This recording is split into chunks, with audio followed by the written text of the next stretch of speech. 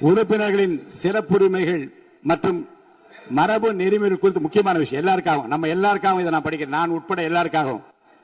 உறுப்பினர்களின் சிறப்பு உரிமைகள் மற்றும் மரபு நெறிமுறைகள் குறித்த குறிப்புரைகள். கடந்த 4/6/2026 அன்று வியாழக்கிழமை அன்று திருவிக நகர் சட்டமன்ற தொகுதிக்கு உட்பட்ட பகுதியில் உள்ள ஒரு அரசு பள்ளியில் புதிய கட்டட திறப்பு விழா நிகழ்ச்சியின் போது குத்துவிளக்கு ஏற்றுவது தொடர்பான மரபு நெறிமுறை புரோட்டோகால் மீறப்பட்டதாக திருவிக நகர் சட்டமன்ற தொகுதி பேரவை உறுப்பினர் திருமதி மோ ரா பல்லவி அவர்கள் ஒரு மனுவினை என்னிடம் அளித்தார். அந்த மனுவினை நான் நன்கு படித்து பார்த்து ஆய்வு செய்தேன். அது குறித்த சில கருத்துக்களையும் அறிவுறுத்தல்களையும் நான் இங்கு குறிப்பிட விரும்புகிறேன். சட்டமன்ற பேரவைக்கென உள்ள கண்ணியத்தினையும் மாண்புகளையும் மற்றும் சட்டமன்ற பேரவை உறுப்பினர்களுக்கென உள்ள சிறப்பு உரிமைகளையும் மரபு நெறிமுறைகளையும் புரோட்டோகால் காப்பது செயல்படுத்துவதும் சட்டமன்ற பேரவை தலைவராக எனது பொறுப்பும் மற்றும் கடமையும் ஆகும்.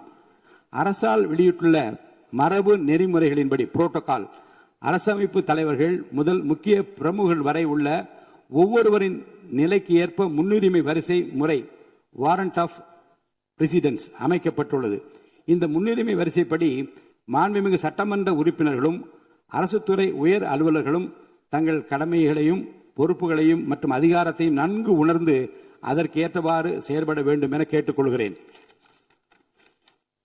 திருவிக நகர் தொகுதியில் அந்த பள்ளி கட்டட திறப்பு விழா நிகழ்ச்சி நடைபெற்ற நிகழ்வு மரபு நெறிமுறை குறித்த புரிதல் இல்லாமல் தெரிந்தோ தெரியாமலோ அல்லது அறிந்தோ அறியாமலோ நடந்த அந்த நிகழ்வு இனி வரும் காலங்களில் தொடராது என நம்புகிறேன். அதனால் அந்த மனுவின் மீது மேல் நடவடிக்கை தேவையில்லை என கருதுகிறேன். உரிமை மீறல் குழுவுக்கு அனுப்புவதோ வேறு வகையில் நடவடிக்கை எடுப்பதோ தேவையில்லை என்று கருதுகிறேன்.